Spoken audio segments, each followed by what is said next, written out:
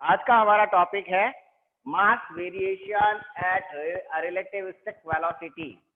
तो जो हमने पिछली बार किया था, देखो हमने क्या क्या कर लिया। अब सोचिए, मतलब जैसे ही हमारी वेलोसिटी रिलेटिविस्टिक वेलोसिटी होती है, जब हम लाइट की वेलोसिटी से भागने लग जाते हैं, या कोई पार्टिकल जो वो लाइट की इक्वलेंट वेलोसिटी से लाइट के आसपास भी भागता है, लाइट की वेलोसिटी के आसपास की वेलोसिटी से भागता है, तो उसमें कितना चेंजेस आ जाता है, उसको दुनिया एक अलग ढंग से नजर आने लग जाती है। लेंथ में कॉन्ट्रैक्शन हो जाता है, टाइम डाइल्यूट हो जाता है।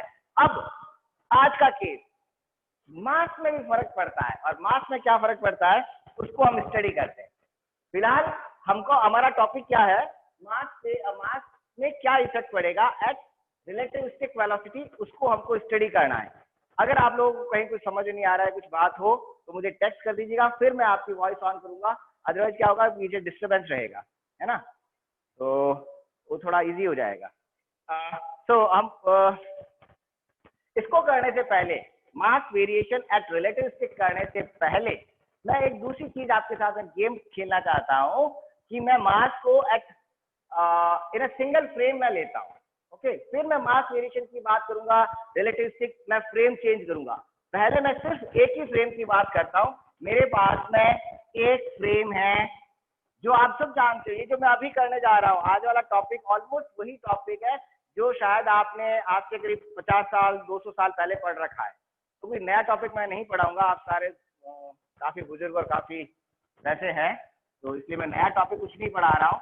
आज का टॉपिक बहुत सिंपल सा है, बहुत बहुत सिंपल है, और ये आप जानते भी हैं, कुछ भी मैं नया नहीं करने जा रहा हूँ। मेरे पास में फ्रेम एस मीन्स मेरे पास में एक स्टेशनरी फ्रेम है, ठीक है। स्टेशनरी फ्रेम के अंदर मैं दो बॉल्स को टकरा रहा हूं। मुझे क्या निकालना है, ध्यान रखिएगा। देखिए ये आज वाला टॉपिक, आज वाला मतलब ये जो मास वेरिएशन वाला टॉपिक है, हम इसको एक अलग अप्रोच से लेके जा रहे हैं, है ना।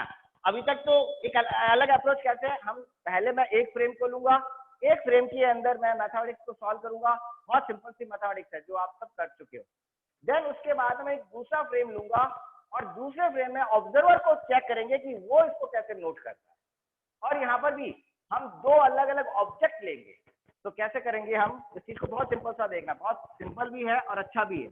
मेरे पास में एक बॉल है ए और एक दूसरी बॉल बी, ठीक है। इन दोनों बॉलों को मैं फ्रेम एस के अंदर दोनों में कोलिजन करवा रहा हूं, दोनों में टक्कर करवाता हूं। जब मैं दोनों बॉल्स को फ्रेम एस के अंदर, फ्रेम एस मींस स्टेशनरी है, लाइक आप खड़े हो और आपके सामने दो बॉल्स आपस में टकरा रही है, दो बस आके टकरा रही है, दो ट्रेन आपस में टकरा रही है, है ना, दो पत्थर आपस में टकरा रहे हैं, तब आपके लिए क्या होगा। और यहाँ पर मैं मान के चल रहा हूँ कि जो कोलिजन हो रहा है वो इलास्टिक कोलिजन है। इलास्टिक कोलिजन मींस उसकी काइनेटिक एनर्जी कंजर्व रह रही है। अब क्या वास्तव में रहती है, एनर्जी कंजर्वेशन होता है या नहीं होता है, लेट अस चेक। पहले हम ये चेक करेंगे कि एनर्जी कंजर्वेशन होगा या नहीं होगा। तो पार्टिकल ए और पार्टिकल बी दोनों एक दूसरे की साइड जा रहे हैं, दोनों की वेलोसिटी v के बराबर है, दोनों की वेलोसिटी सेम है, ठीक है। दोनों एक दूसरे की साइड में आके एक दूसरे से टकरा रहे हैं। अब जब टक्कर होगी, टक्कर के बाद में, मैं क्या कह रहा हूँ, इलास्टिक टक्कर है। टक्कर के बाद में बॉल ए जो है, ये टक्कर आई, टक्कर होने के बाद में बॉल ए इस तरह से घूम गई, टक्कर हुई ये यूं इन दोनों के बीच में, और बॉल ए घूम के इधर आ गई, किससे, यहां पर। अब ये बॉल ए की नई पोजीशन आ गई, एंड बॉल बी टक्कर के बाद में इस डायरेक्शन में चली जाती है, यानी कि यहां पर बॉल बी अब जो है मेरे पास में यहां पर बॉल दोनों टकरा रही है, दो बॉल्स, ये दो बॉल्स आपस में टकराई, इन दोनों के बीच इस तरह से टक्कर हुई।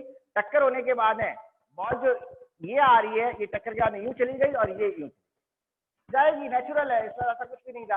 क्यों, क्योंकि इलास्टिक टक्कर हम मान रहे हैं। जब इलास्टिक टक्कर मान रहे हैं, दैट मींस इनकी जो काइनेटिक एनर्जी है वो कंजर्व्ड है, यानी कि बॉल ए जो है अगर v वेलोसिटी से जा रही थी, तो टक्कर के बाद में भी इसकी वेलोसिटी क्या होगी, v।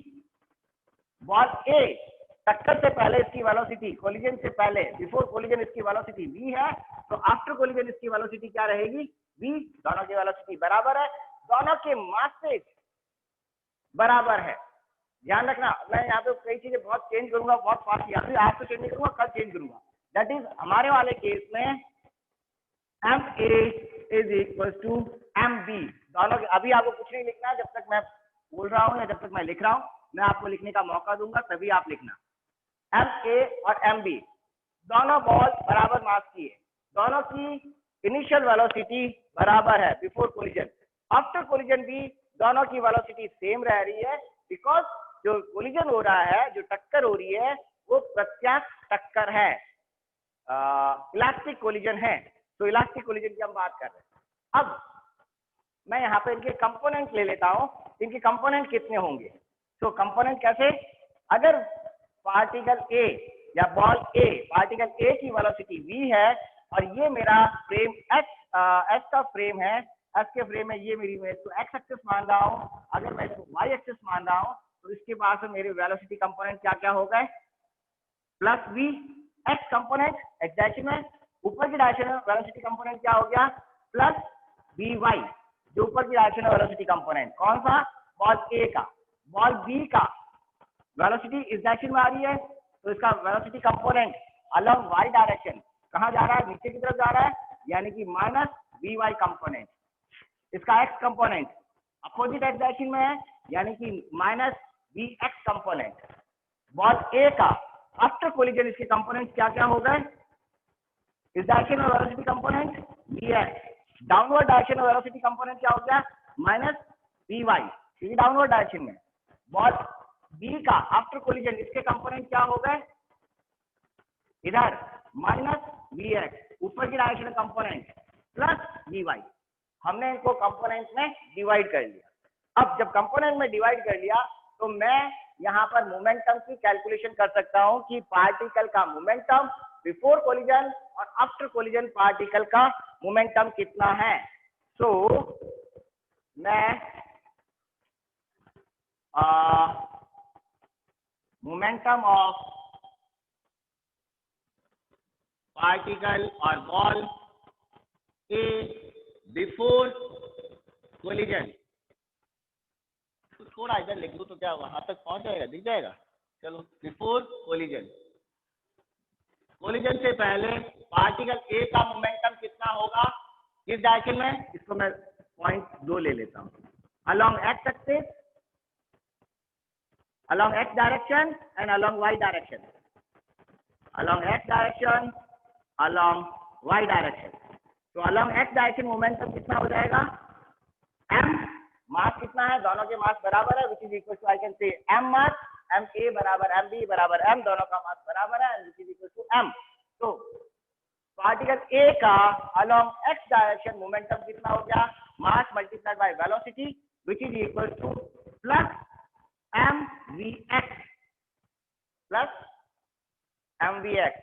Along Y direction momentum before collision, before collision की मैं बात कर रहा हूँ, टक्कर से पहले कितना हुआ, ऊपर की साइड में है plus M Y multiplied by M, that is plus M V Y. ये हो गया before collision. And after collision, after collision टक्कर के बाद में अलोंग एक्स कितना हुआ, आफ्टर कोलिजन बॉल ये यहाँ पर पहुंच गई, अलोंग एक्स डायरेक्शन वेलोसिटी क्या है, प्लस वी एक्स। तो मोमेंटम कंपोनेंट कितना हो गया, एम वी एक्स, ठीक है।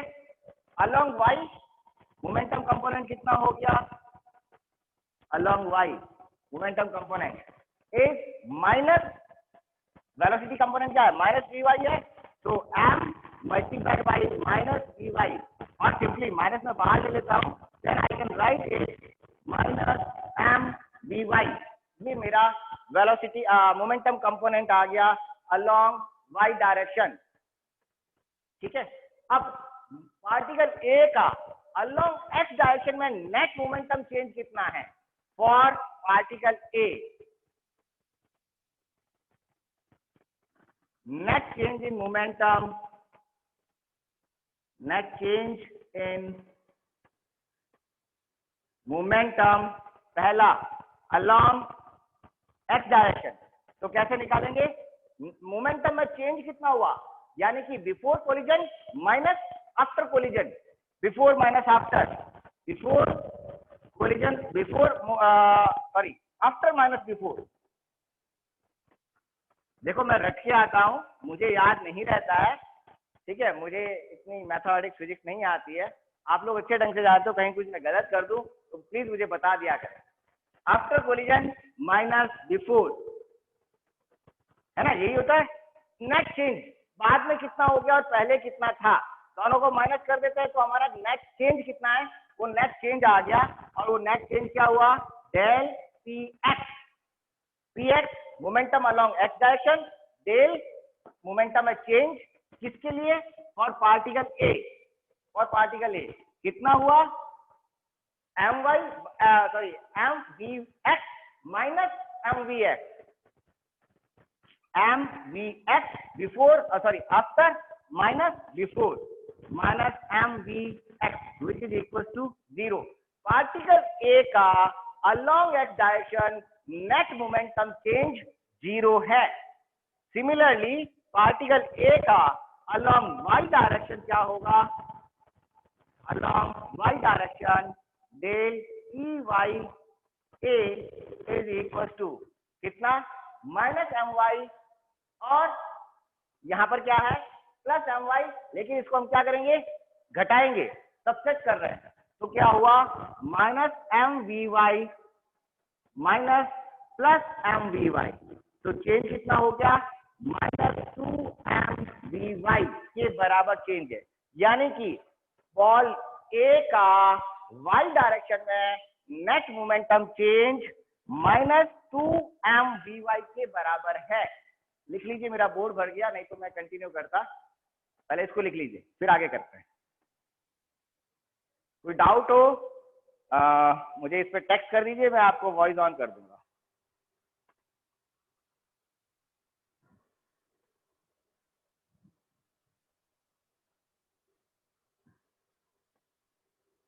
आपकी क्लास में 19 स्टूडेंट है, अभी भी पूरे नहीं आए, 4 स्टूडेंट आज भी एब्सेंट है।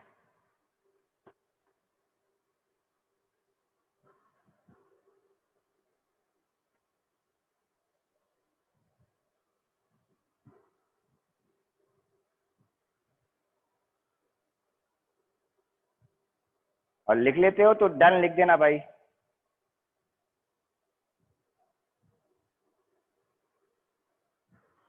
डायग्राम को समझ लेना, क्योंकि एक बार ही आपको डायग्राम समझ में आ गया ना तो समझना बहुत इजी हो जाएगा, तो आपको मतलब कहीं कोई समस्या नहीं आएगी। इन केस अगर आपको क्लियरिटी अभी नहीं नजर आ रही है या वॉइस में अगर आपको दिक्कत आ रही है, आप एक बार मीटिंग क्लोज करो, बाद में वापस मीटिंग को ज्वाइन करो, तब आपका सही हो जाएगा। इन केस फिर भी सही नहीं होता है तो अपना एक बार वो फ्लाइट मोड पे जाके फ्लाइट मोड को हटा दो, तब आपका क्लियर दिखाई दे देगा। ऐसी प्रॉब्लम तब आती है जब हमारे नेटवर्क का कोई इशू हो। फॉर्चुनेटली मेरे यहाँ पे अब नेटवर्क इशू रिजॉल्व हो गया है।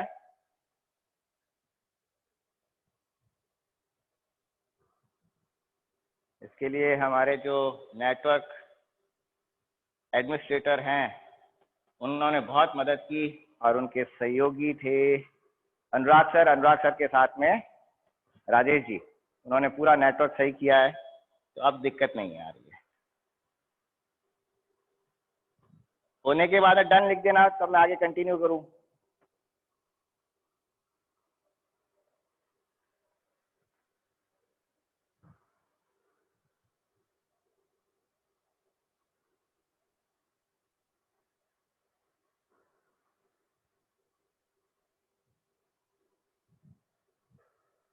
ओके, रवि का हो गया, गुड।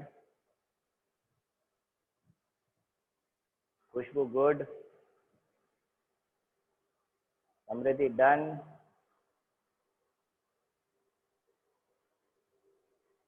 सागर डन, हिमांशी डन, हिमांगी मेरी एक पुरानी स्टूडेंट थी। Prachi done, Ramcharan done, good, Anunya done.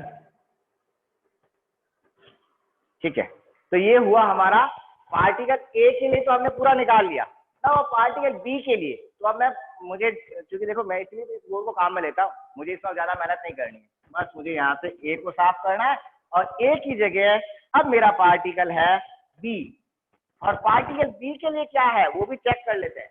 Along X direction, ये मैं साफ कर देता हूँ ये सारी चीजें, क्योंकि अब ये पार्टिकल बी के लिए हम निकाल रहे हैं।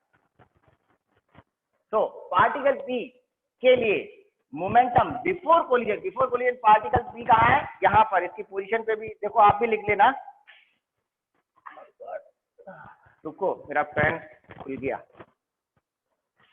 पार्टिकल बी, ये पोजीशन मेरी है बिफोर, ठीक है, ये पोजीशन है बिफोर, ये पोजीशन जो है वो है आफ्टर कोलिजन, और ये पोजीशन भी after collision. So particle B का बिफोर कोलिजन इसकी मोमेंटम कितना होगा, अलोंग एक्स डायरेक्शन, वेलोसिटी क्या है माइनस वी एक्स, मास कितना है m, तो ये हुआ माइनस एम वी एक्स, ठीक है। अलोंग y डायरेक्शन कितना है minus V Y multiplied by mass, तो ये हुआ minus M V Y particle B के लिए बिफोर कोलिजन। आफ्टर कोलिजन कितना हो जाएगा, along X axis minus V X, तो ये हुआ minus M V X, along Y direction plus M V Y plus M V Y along Y direction. Now change कितना हुआ इसके अंदर, और पार्टिकल बी चेंज कितना हुआ, और पार्टिकल बी में नेट चेंज कितना हुआ,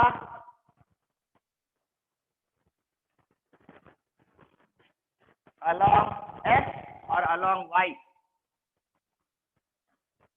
तो मुझे निकालना नेट चेंज, यानी कि डेल पी एक्स किसके लिए, और पार्टिकल बी कितना हुआ minus M V X minus M V X, that is I can write it minus m vx minus m vx, before minus after, which is equal to 0. Along y direction net change in momentum del py for particle b, which is equal to plus m vy minus m vy, M V Y कितना हो गया plus 2m we Y, ठीक है, लिख लीजिए इसको। दिनेश तबीयत ठीक हो गई,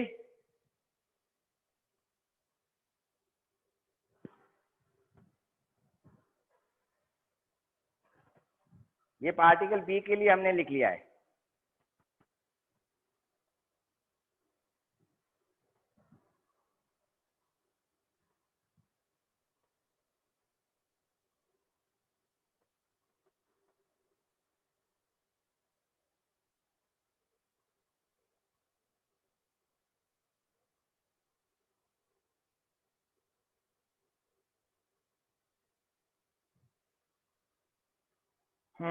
लिख लो।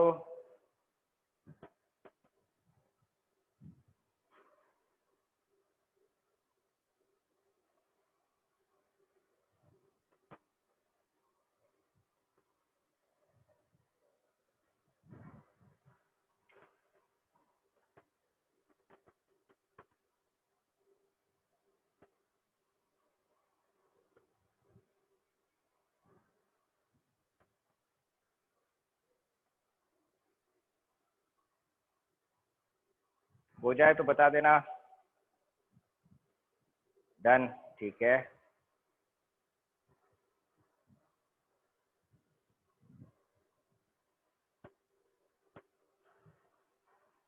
Prachi done, good. Khushboo Saurya done, Anunya done, Aditi done, ठीक है। तो अब देखो पार्टिकल बी के साथ में क्या हुआ, पार्टिकल बी का अलोंग एक्स डायरेक्शन मोमेंटम में चेंज 0 है, पार्टिकल बी का अलोंग वाई डायरेक्शन मोमेंटम में चेंज प्लस 2m dy है, और ये होना भी चाहिए था। क्यों होना चाहिए था, अब मैं वापस बताता हूँ आपको, ये पूरा डायग्राम आपको बहुत इजीली समझ आ जाएगा।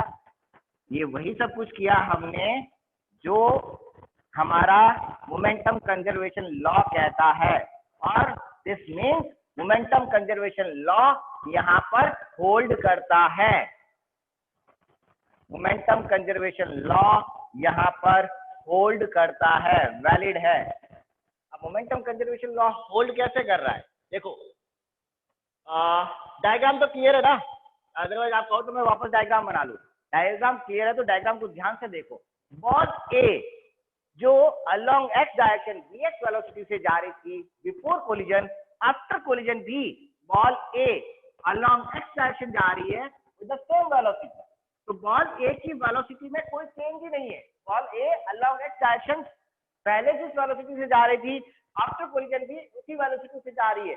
जब उसके कोई चेंज ही नहीं हुआ, मास उसका फिक्स है, मास चेंज हो नहीं रहा है, ठीक है, बॉल उसकी उसमें वेलोसिटी चेंज नहीं हो रही है, जब उससे कोई चेंज नहीं हो रहा है तो net momentum along X direction for ball A क्या होना चाहिए, ऑब्वियसली जीरो होना चाहिए। और अभी हमने कैलकुलेशन की, बॉल ए का along X direction momentum zero है। बॉल बी का भी देखो along X direction, ball B along X direction minus V X velocity से अपोजिट डायरेक्शन में जा रही है बिफोर कोलिजन, आफ्टर कोलिजन भी माइनस वी एक्स वेलोसिटी से जा रही है। तो बॉल बी में भी वाई एक्स डायरेक्शन के अलोंग कोई चेंजेस नहीं हो रहे हैं, तो क्या हुआ, del P X B is zero, ball A का जीरो, बॉल बी का zero. So total change along X direction del P X, total change not A and B, पूरे सिस्टम का, वो कितना हुआ, del P X A plus del P X B along X direction, zero plus zero zero. Momentum along X direction conserve रह रहा है, momentum में change zero है, दैट इज मोमेंटम क्या है, कंजर्व्ड है। और ये तो सही बात है, मोमेंटम कंजर्व्ड होता है ना। बॉल ए का वाई डायरेक्शन में देखो, वाई डायरेक्शन में पहले बॉल ऊपर की तरफ जा रही है टक्कर से पहले, और टक्कर के बाद में बॉल क्या हो गई, स्विंग स्विच कर गई, उल्टी हो गई, और डायरेक्शन क्या हो गई, पहले बॉल ऊपर की तरफ जा रही थी, टक्कर के बाद में बॉल कहाँ जाने लग गई, नीचे की डायरेक्शन में। तो उसमें चेंज कितना हुआ, पहले फ्लिप कर गई, पहले बॉल ऊपर की तरफ जा रही थी, अब टक्कर के बाद में बॉल नीचे की तरफ आने लग गई, तो फ्लिपिंग हो गई, वेलोसिटी की डायरेक्शन चेंज हो गई। कितना चेंज हुआ, net change plus V minus V, change हो गया 2v का। तो यहाँ पर अभी जो हमने निकाला मोमेंटम में चेंज, वो मोमेंटम में चेंज कितना हुआ फॉर बॉल वाई डायरेक्शन में, बॉल ए का वो आया था -2mvy, बॉल बी ऊपर जा रही थी, टक्कर के बाद में बॉल ए नीचे की तरफ आ गई। बॉल बी के केस में क्या हुआ, along Y direction ball B नीचे की तरफ आ रही थी टक्कर से पहले, टक्कर के बाद में बॉल बी ऊपर की तरफ चली गई, तो इसमें नेट चेंज कितना हुआ, +2mvy along Y direction. Total change, ये तो इंडिविजुअल बॉल का, पूरे सिस्टम का कितना हुआ, del P Y is equal to del P X ball A plus del P Y for ball B which is equal to this plus this, कितना हो जाएगा, 2mvy minus 2mvy is zero. So ball पूरे system का momentum change along y direction zero, momentum change along x direction zero. That means जो अभी हमने frame लिया और जो टक्कर लिया है यहाँ पे जो किया है वो बिल्कुल परफेक्ट है, सिस्टम मेरा परफेक्ट है, कंजर्वेशन लॉ होल्ड करता है in frame S, stationary frame S में कंजर्वेशन लॉ होल्ड करता है। दैट मीन्स इस लाइन को मैं लिख लेता हूं, दैट इज the momentum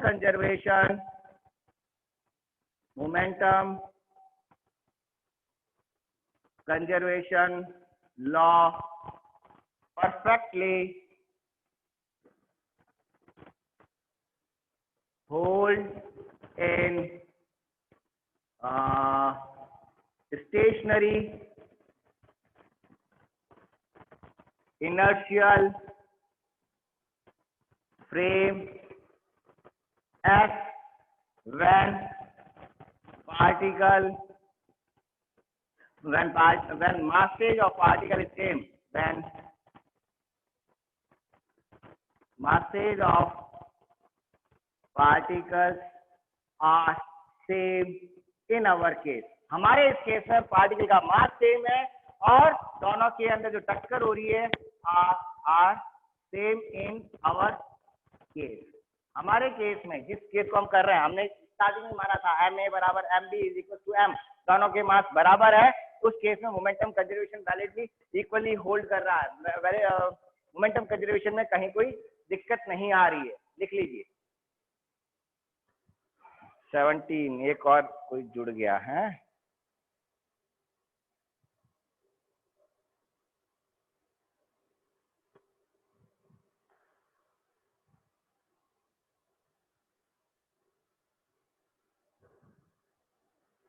दो अभी भी एब्सेंट चल रहे हैं। टोटल 19 है आपकी क्लास में।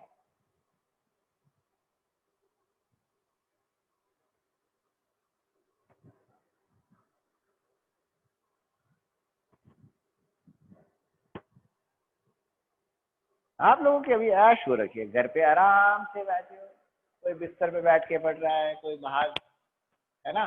मैं यहाँ गर्मी के अंदर खड़ा हूँ।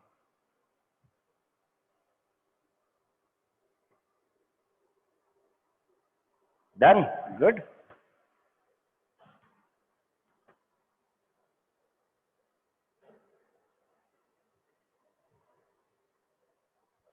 उन्होंने डन, सौर्या डन।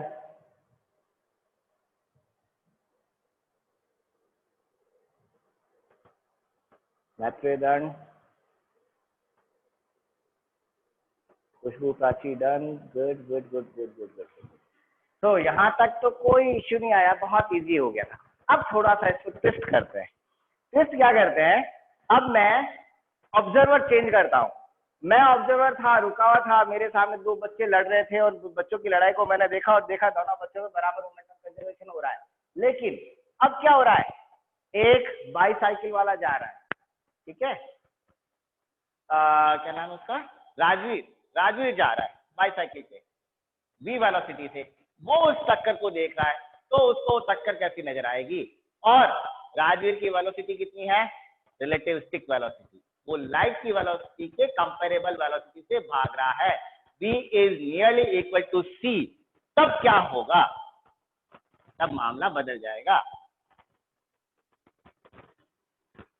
यहां तक तो इजी था।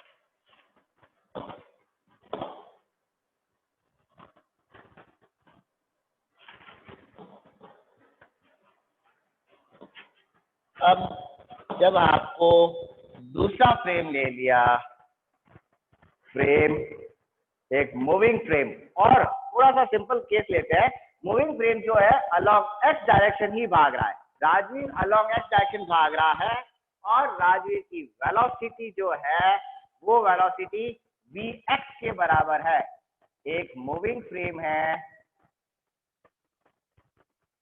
अलोंग एक्स डायरेक्शन भाग रहा है, एस डैश फ्रेम की वेलोसिटी vx वेलोसिटी है, vx वेलोसिटी से अलोंग एक्स डायरेक्शन भाग रहा है, एस डैश फ्रेम। नाउ अब मैं इसको लिखता हूं यहाँ पे। Now consider a moving observer s dash moving along x direction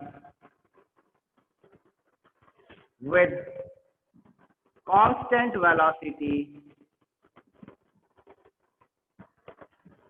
vx velocity से, ध्यान रखना है ना, vx वेलोसिटी, फ्रेम की वेलोसिटी v नहीं है, फ्रेम की वेलोसिटी vx डैश है। 10 मिनट बाद में हमारी मीटिंग क्लोज हो जाएगी, बाद में मुझे वापस मीटिंग को रिस्टार्ट करना पड़ेगा, तो फटाफट लिख लेना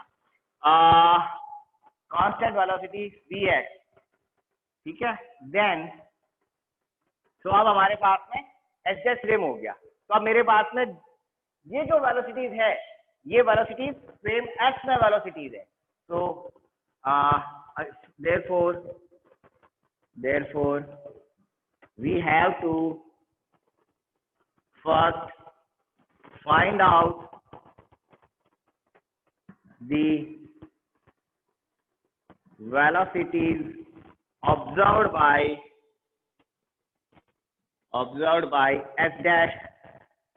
अब सबसे पहले हमको क्या करना पड़ेगा, ये जो वेलोसिटीज है V X minus V Y, ये जो भी इनके पार्टिकल की जो वेलोसिटी है वो फ्रेम एस की वेलोसिटी है। मुझे एस डैश फ्रेम के अंदर पहले वेलोसिटी फाइंड आउट करनी होगी, फिर मेरी बात आगे मोमेंटम कैलकुलेशन की होगी। दैट मीन्स मुझे क्या दे रखा है, फ्रेम एस में मेरे पास में क्या क्या है, फ्रेम एस में particle a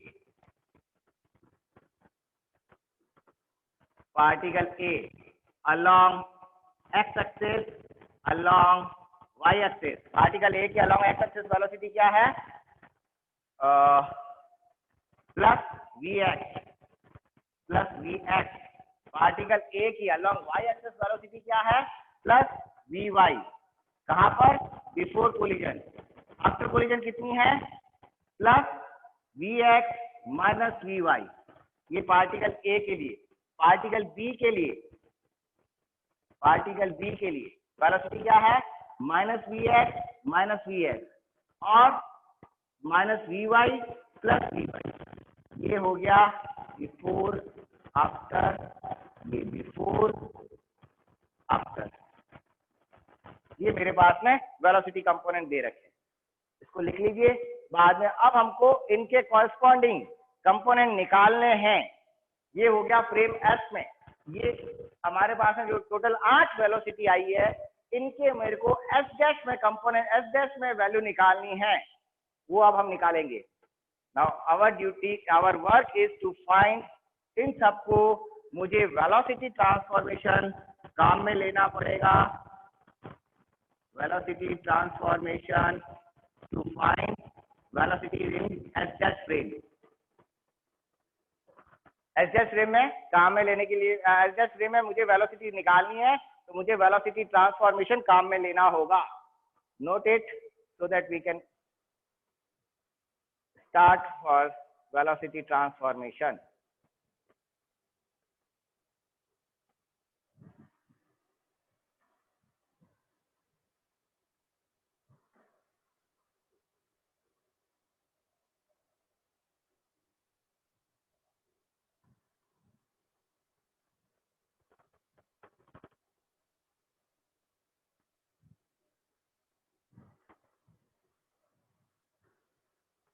frame S dash में अब हमको वैल्यूज निकालनी है, तो फ्रेम एस डैश में वैल्यू निकालने के लिए हम वेलोसिटी ट्रांसफॉर्मेशन को काम में लेते हैं।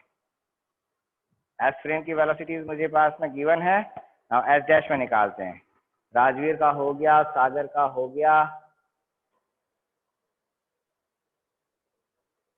जल्दबाजी मत करना, आराम से धीरे धीरे लिख लेना, क्योंकि समझना बहुत जरूरी है और आप अपने हाथ से लिखोगे तभी आपको ये समझ में पड़ेगा कि हो क्या रहा है। अदरवाइज क्या होगा कि आपको अगर एक बार इनिशियल लेवल पे समझ में नहीं आया ना, तो कभी समझ में नहीं आ सकता है। लाइक अगर आप क्रिकेट को टीवी पे देख के क्रिकेट सीखना चाहोगे तो नहीं सीख सकते हो जब तक कि आप अपने हाथ में बैट बॉल खुद के हाथ में नहीं लोगे।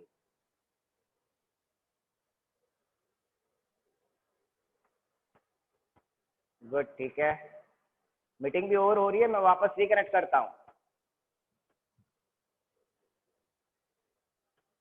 ठीक है ना। मैं वापस इसको रिकनेक्ट करता हूँ, मीटिंग ओवर हो रही है।